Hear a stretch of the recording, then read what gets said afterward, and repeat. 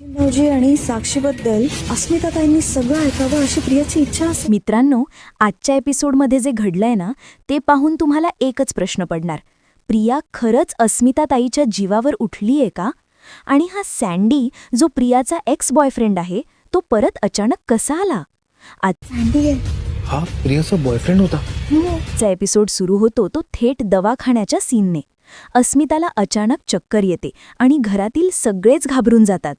तिची तब्येत बिघडल्यामुळे तिला तातडीने दवाखान्यामध्ये ॲडमिट केलं जातं. सगळीकडे एक तणावपूर्ण वातावरण निर्माण झालेलं असतं. घरातील प्रत्येक सदस्याच्या चेहऱ्यावर चिंता स्पष्ट दिसत असते. दवाखान्याच्या बाहेर सायली आणि अर्जुन उभे असतात. दोघांच्याही मनामध्ये एक प्रकारची घालमेल सुरू असते. सायली खूपच अपराधी भावनेने अर्जुनकडे पाहते आणि हळू आवाजात म्हणते, माझ्याकडून खूप मोठी चूक झाली अर्जुन.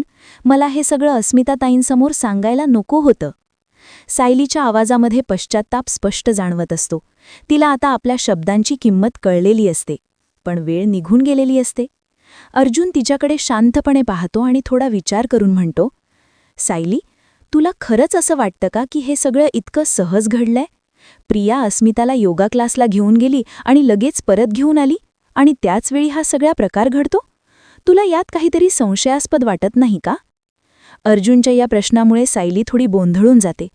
ती काही क्षण विचार करते आणि मग हळू आवाजात म्हणते, मला असं वाटतंय की प्रियाचं काहीतरी प्लॅनिंग असावं. कदाचित तिची इच्छा होती की अस्मिताताईंनी सचिन भाऊजी आणि साक्षीबद्दल सगळं ऐकावं.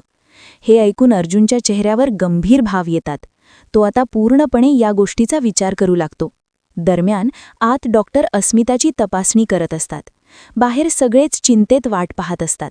काही वेळानंतर डॉक्टर बाहेर येतात आणि सांगतात की घाबरण्याचं काही कारण नाही, पण अस्मिताला खूप मोठा मानसिक धक्का बसलेला आहे. हे ऐकतात सगळेच थोडे शांत होतात, पण त्याचवेळी एक नवीन चिंता निर्माण होते. ती म्हणजे अस्मिताच्या मनावर झालेला परिणाम. सायली आता स्वतःलाच दोष देत असते. तिच्या डोळ्यांमध्ये पाणी येतं आणि ती म्हणते, हे सगळं माझ्यामुळे झालं. जर मी ते सगळं बोलले नसते तर आज ही वेळ आली नसती.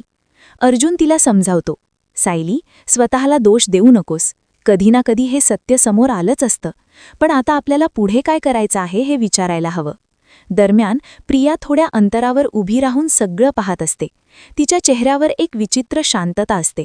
जणू काही तिला आधीपासूनच हे सगळं माहीत होतं. सायलीच्या मनामध्ये आता संशय आणखी वाढतो. ती प्रियाकडे पाहते आणि तिच्या मनात प्रश्न निर्माण होतात. खरंच हे सगळं योगायोग आहे का, की यामागे प्रियाचा काहीतरी प्लॅन आहे? पुढे अर्जुन सायलीसोबत गंभीर चर्चा करत असतो.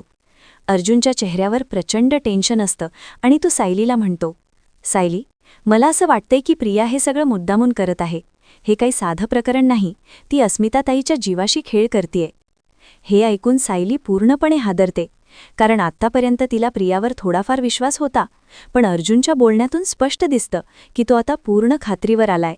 सायली म्हणते, अर्जुन सर, तुम्ही काय बोलतोय? प्रिया इतकं खालच्या पातळीवर जाईल असं तुला खरंच वाटतं?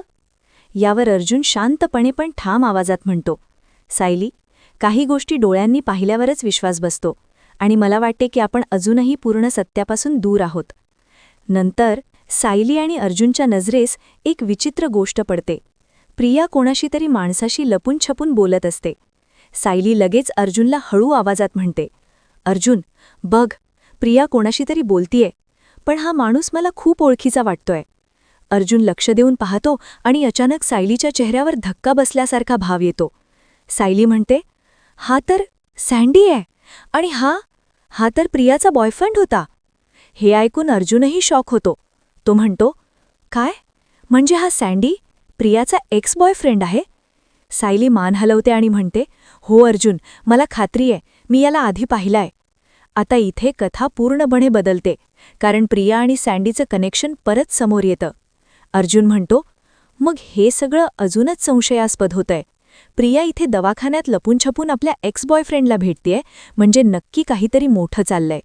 सायली विचारात पडते आणि म्हणते, अर्जुन, जर प्रिया आणि सँडी एकत्र असतील तर त्यांनी काहीतरी प्लॅन केलं असू शकतं. अर्जुन लगेच म्हणतो, हो, आणि त्या प्लॅनमध्ये अस्मिताताईचं नाव येत असेल तर? हे खूपच धोकादायक आहे.